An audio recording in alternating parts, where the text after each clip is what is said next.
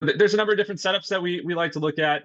This one kind of fits in the bucket we call business transformations. And, essentially the company's, it's a strategy shift from a commodity product, to a value add.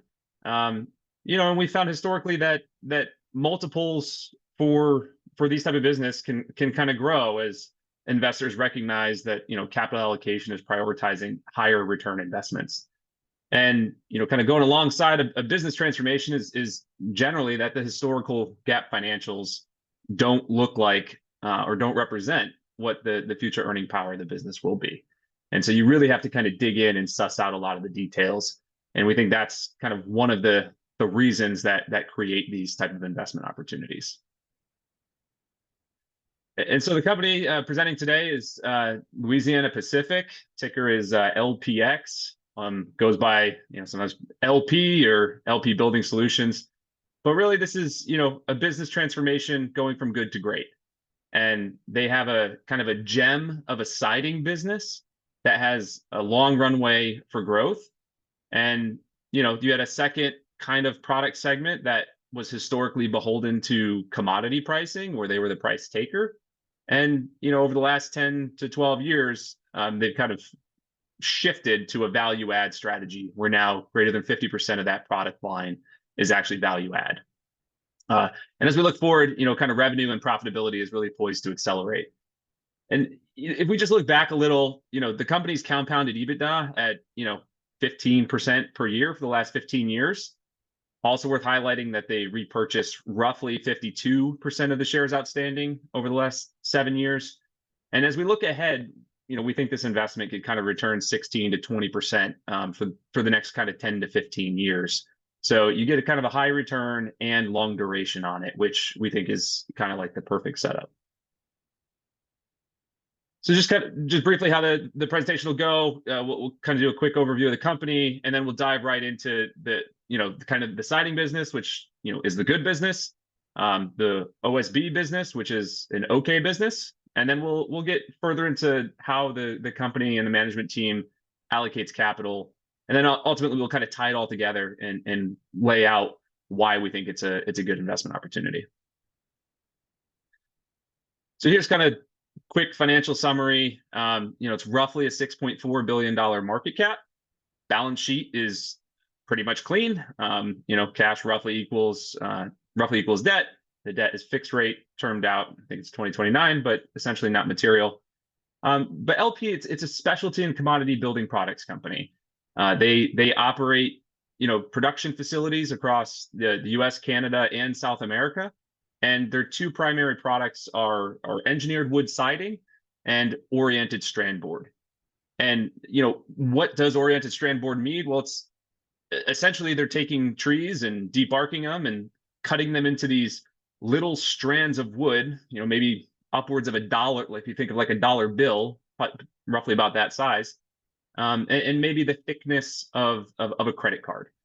And then they take those strands, orient them in such a way to kind of maximize the strength and durability of the board, and then they press them together with a mixture of resins and waxes and overlays to make a highly durable product that can be used in primarily new home construction. And on the siding side, the production process is somewhat similar, although more complicated, but their product sells more into the repair and remodel market. I do want to just step back though a little bit of the company history, because I think it's interesting and it's important. This wasn't a company that just went public via the normal route. It was actually a carve out or kind of a breakup that was court ordered for Georgia-Pacific back in the 70s. Essentially, there was an antitrust case, and they had to divest a number of assets, in the South Pacific, and the entity that actually was kind of spun off was named Louisiana-Pacific, essentially reflecting where it operated. But as we got to the late 70s, the management team recognized that obviously the assets that Georgia-Pacific spun out were not their gem assets, and so they had to pivot if they were going to be competitive. And so that's where they actually shifted from kind of traditional sawmills and that type of woodwork to oriented strand board. which actually uses a faster growing tree, which allowed them to kind of continue the business. We already talked about how it's made. So,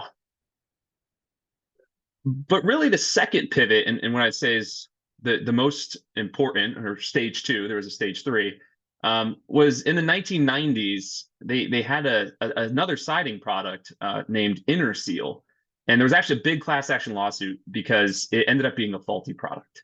And they kind of revamped it and launched what is now called Smart Side, and that is their current product line. All essentially falls under the term Smart Side. But this was a near fatal experience for them.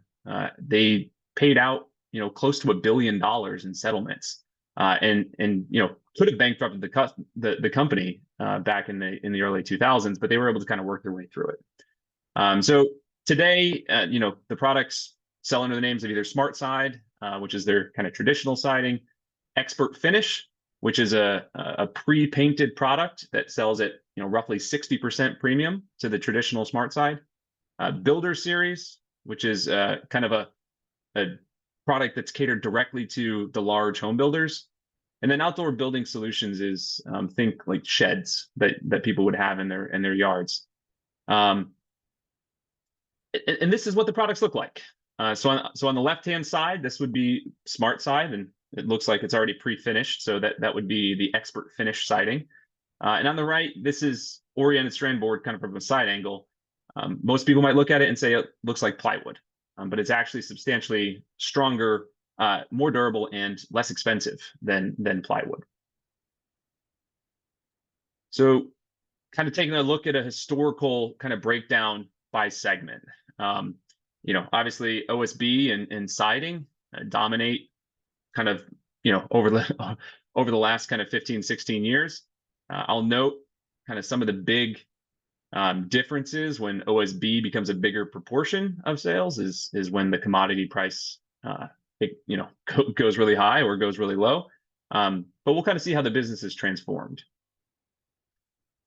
And then this is kind of a look at the historical margin profile, and this is one of the areas where we think creates the opportunity.